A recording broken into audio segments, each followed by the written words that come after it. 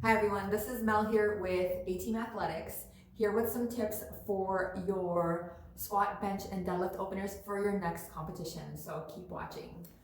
Stay tuned for an extra bonus tip at the end of the video. Today let's talk about practicing your commands for the squat, bench, and deadlifts, the where, when, and why. Let's start with squat and bench.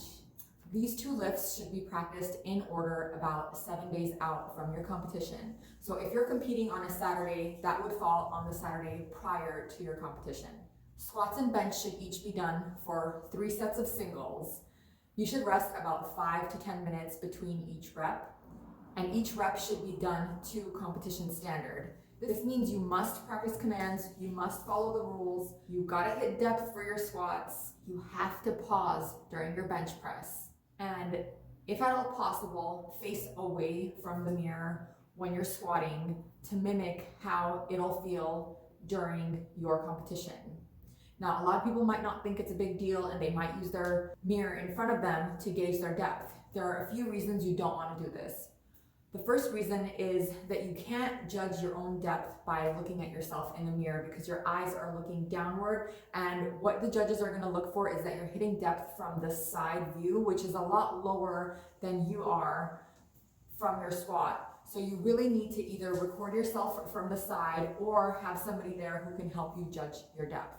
The next reason you want to face away from the mirror for your squats is because there is a proprioceptive change when you're squatting directly in front of something versus when you're squatting into an open area, which usually when you're powerlifting, the area in front of you is pretty open and you might be facing a crowd. You have to get used to that. It's a proprioceptive change. Another proprioceptive change you're going to want to pay attention to is your headphones. If you typically train with headphones, you're going to want to practice your openers without headphones for your 3 singles. Now, a lot of people might not think this is a big deal either, but let me tell you why it is. When you have headphones in, you have an audible input coming from all directions. When you take the headphones out, it feels like the space around you is more open. So if you squat in front of a mirror and you squat with your headphones in, you feel very enclosed, versus when you squat in an open area without your headphones, it feels very open. So it's a subtle proprioceptive change, but if you've never competed before, or if you've competed before and you say, it felt a little bit different to me, that might be why. During your squat and bench press openers, you want to make sure you're wearing your singlet and your equipment that you're gonna use during your competition. This goes back to mimicking a competition setup. For example, you're gonna wanna wear the same shoes for your squat as you would in competition. You're gonna wanna wear your knee sleeves if you normally wear your knee sleeves in competition. You're gonna wanna wear your belt and your wrist wraps as well if you're normally gonna wear them in competition. You wanna get used to what everything's gonna feel like, so there are as few new feelings in competition when you get there, and so there aren't any surprises for you. For your deadlift, my recommendation for practicing your openers is 10 days out. So that is 3 days prior to your squat and bench press openers. Why do we deadlift farther out than we squat and bench? Well, the main reason is recovery. It takes your body a little bit longer to recover from heavy deadlifts than it does from heavy squat and bench. And typically our deadlifts are a lot heavier than our squat and bench as well. So the recovery takes a little bit longer. I recommend 10 days out. This is usually the Wednesday prior to your squat and bench openers if your competition's on a Saturday. If your competition is on a Sunday, that'll be the Thursday prior to your squat and bench openers. So similarly to squat and bench, you're gonna want to practice your command, which is the down command for the deadlift. You're gonna wanna do 3 sets of singles with about 5 to 10 minutes of rest.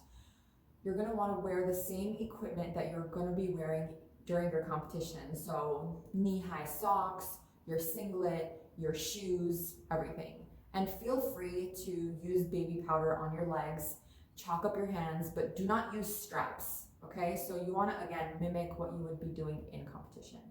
So those are my tips for how to practice your openers for the squat, bench, and deadlift for your powerlifting competition. As a bonus tip, everybody please listen up.